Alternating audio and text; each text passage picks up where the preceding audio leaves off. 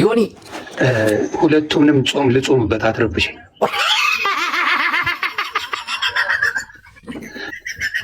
አትረብሽኝ ልጾምበት። ስሚ ዮኒ ይህ ፎቶ እንዴት አየሽው? በጣም ተመችቶኛል። የኢትዮጵያ ኃጢአት በአንድ ጾም ብቻ እንትን የሚል አይደለም። ገብቷል? ክርስቲያን ብቻ ኦርቶዶክስ ብቻ ጾሞ የሚሆነው ነገር አይደለም። ስለዚህ ኦርቶዶክሱንም የሙስሊሙንም ጾሜ የሆነ ታሪክ መቀየር አለብኝ። ካልሆነም አሁን የሙስሊሙንም የክርስቲያኑንም ስጾም ማለት ሁለቱም አንድ ነው። ያው ጴንጤ አቮካዶ ስላለው አይጾምም። ለዛ ብዬ ከይቅርታ ነው። የስጋ ሳምቡሳ በመሀል ውሃ ይጠጣል። በጴንጤ ሲጾም በመሀል ውሃ ስለሚጠጣ አይሆንም። ገባ? ለጾም አይሆንም። ለዛ ብዬ ያበላሽብኛል የኦርቶዶክስ እና የሙስሊሙን። ለዛ ብዬ ነው። ብራዘር ምን ይመስላል? የስጋ ሳምቡሳ ስትበላለህ? የስጋ ሳምቡሳ ሀራም ነው።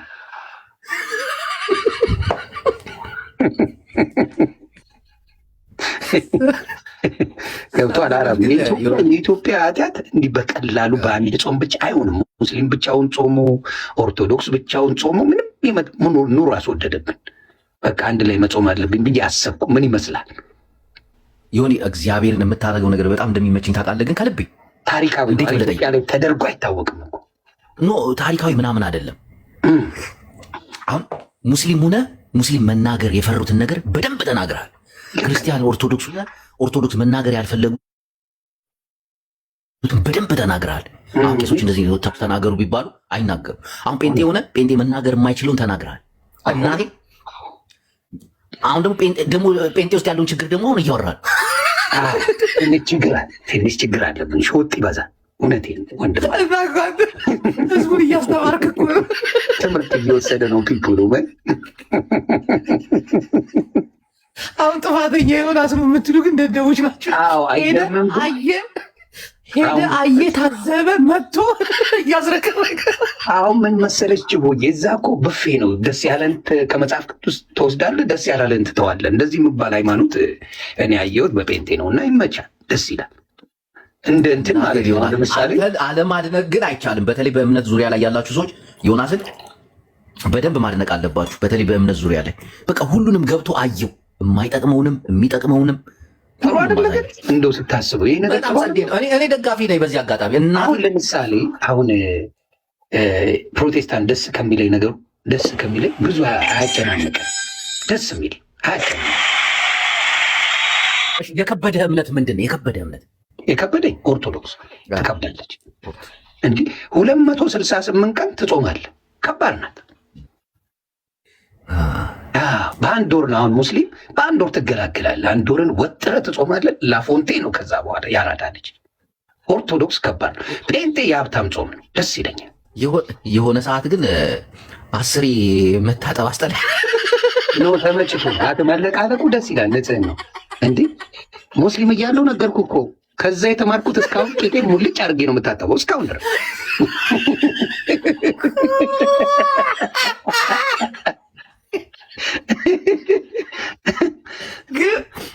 ልጅ ማለት ነው የሆነ አሳዳጠኝ። አሁን እኛ ሰዎች ስንባል የሚከብደን ነገር እውነት ነው አይደል? አሁን አንዳንድ አባቶቻችን ከባድ ነገር ሲያዙ ለራሳችን ሲሉ ነው። እና የከበደ ነገር እውነት ነው ማለት ነው። በምን አሁን እኔ የሚከብዱ ነገሮች አሉ። የሰው ልጅ ስትሆን ለራስ የሚለው ነገር በጣም ይከብዳል። እውነት የሆነ ነገር እኮ ከባድ እኮ ትክክል ታውቃለህ። እና አሁን አንተ አሁን ካሉት ከሶስቱ ሃይማኖት ውስጥ የከበደ ኦርቶዶክስ ነው። አዎ 100% ኦርቶዶክስ መኖር በጣም ይከብዳል። ልክ ነው ማለት እኮ ነው። አዎ ሰው እኮ ለዚህ ነው አብዛኛው ምዕመናን ብዙ ሚስጥር ስለማያርፈው እንደው ለባህሉ ድምቀት የሚኖረው እንጂ ዲቴል የሆኑ የኦርቶዶክስ ሰዎች ካየ በጣም የተረጋጉ ናቸው። ዲቴል ሊሆኑ እንትን የገባቸው ገባ በጣም እርጋታ ታያለ። እዚህ ቤትስ አዳምጠኝ እኩል አታውራኝ ነው የምትባባለው። ቀልድ የለም ቀልድ የለም። ባባ ጓገጭ ነው ገብቷል። እና የመረጋጋት መንፈሱ ፈጽሞ እውነቱን ነው የምነግርህ ስላየው ነው። አሁን ካየሁት ነገር ከታዘባችሁትም ሶሻል ሚዲያ ላይ ራሳችሁ መናገር ትችላላችሁ። ከሚያስጠላኝ ነገር አሁን በኦርቶዶክስ እና በሙስሊም ደስ የሚልን ካልወደደ እኔ ስለምወድ ነው ብሎ እርግጥ አያደርግም። አሁን ኦርቶዶክስም ሆነ ሙስሊም ካልወደደ አልወደድኩም ነው የሚል። እኔ በጌታ ፍቅር ወዳለሁ ብሎ ግሽልጥ አድርጎ ይሰድብሃል በጴንጤ። ይሄ ፖለቲካ ነው።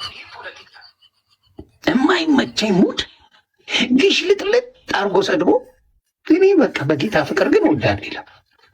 እሺ ይሆናል። አሁን የከበደኝ ኦርቶዶክስ ኃጢአት ሊያስገቡኝ እየጾምኩ ነው። ብዙ አትረብሸኝ። እሺ የተመቸስ ቀለል ብሎ የተመቸ በቃ ማለት አሁን ከሶስቱ እምነት በቃ ደስ ያለ ቀለል ብሎ የተቀበልከው ብዙ የማይካበድበት ምናምን ጴንጤ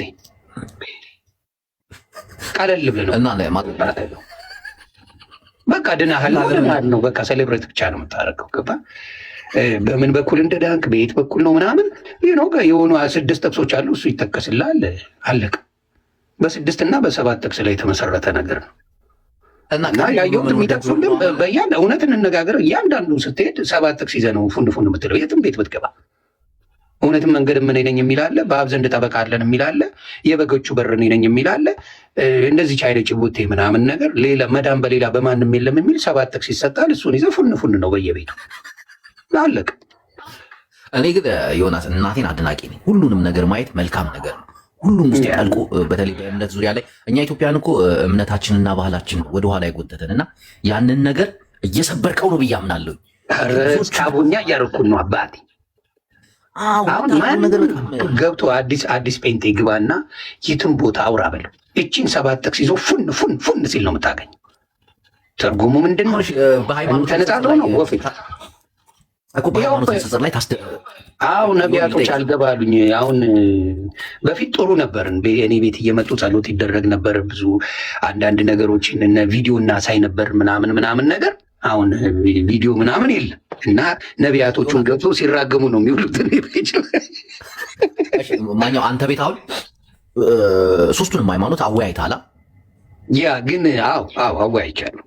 በአንተ በዮናስ በአንተ አመለካከት ማን ጥሩ አድርጎ ያሸነፈ ወይ ደግሞ ለአንተ በደንብ ያሳመነ ማን? እሱም ብነግር የሆነ ቦታ ሴሌብሬት ያደርጋሉ፣ የሆነ ቦታ ያኮርፉብኛል። አባቴ ጾሜን ማበላሸት ፈልገ ነው አንተ። አየህ ችግር ጾሜን ልታበላሽ። ብዙ ሰዎችን አወያይታል፣ ብዙ እምነቶችን አወያይታል። እንደ ውስጣዊ ልብህን አለ ልክ ነው ብለህ በቃ ለአንተ አሁን እኔ ምን መሰለህ፣ አሁን ለምሳሌ ካየሁት ነገር የማልዋሸው ቁጭ ብዬ አንዴ ስለ መላእክት ስለኛ ይማልዳሉ የሚል ወይም ደግሞ ይቅርታ ይጠይቃሉ ወይም ደግሞ ጌታን እግዚአብሔርን ይጠይቃሉ የሚል ጥቅስ የለም ብለው ምናምን ፉን ፉን አሉብኝ የጴንጤ ቤተሰቦቼ ማለት ነው። አይ ብዬ የሆነ ጥቅስ በደንብ አድርጎ ጠቀስኩኝ። ከዛ ጀለሴ ምን አይነት ምክንያት ቢሰጠኝ ጥሩ ነው? ለምሳሌ አለኝ እኔ እናንተ መርካቶ ሄደን መርካቶ 1000 ብር ቢጠፋብን እዛ ላይ ሄደን መርካቶ ላይ 1000 ብር ጠፍቷል ብንል ተናገርን እንጂ የሚመጣ ነገር የለም አለኝ።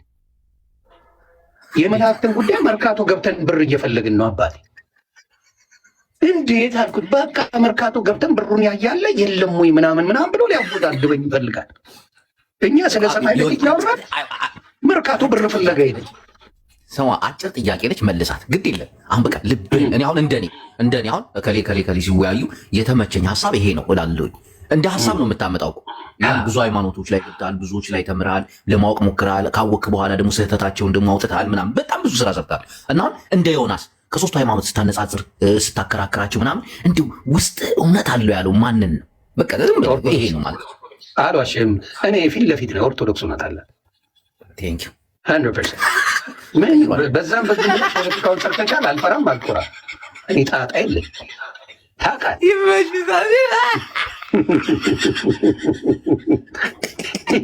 አይሞቀኝ አይበርደኝ ታውቃለህ።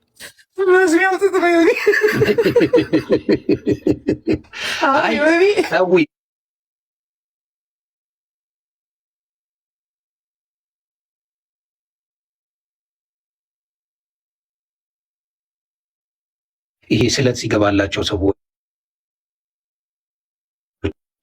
ስለተደረገላቸው ነገር እሳይ ስለት የሰመረ ብለው የሚዘምሩት ካልሆነ በስተቀር ትንሽ የሚያዘለው ኦርቶዶክስን ከዛ ውጪ ወፍ የለም። ልትዘልበት የሚችል ዝማሬዎች የሉ፣ ልጨፍርበት ራፕ ያደረጉለትን በቀደም አሳይተን ነበር ማለት። አሁን የኢትዮጵያ ኦርቶዶክስ ቤተክርስቲያን ስትል የራሷ የሆነ ዝማሬ አለ አይደል? የራሷ የሆነ ከበፊት ጀምሮ ይመጣል። ኢቭን ሙስሊምም የራሱ የሆነ እንትን አባባል አለው። ግድዋ ነው ዳዋ የምትሉት ነገር እንትን ይባላል። አሁን በመን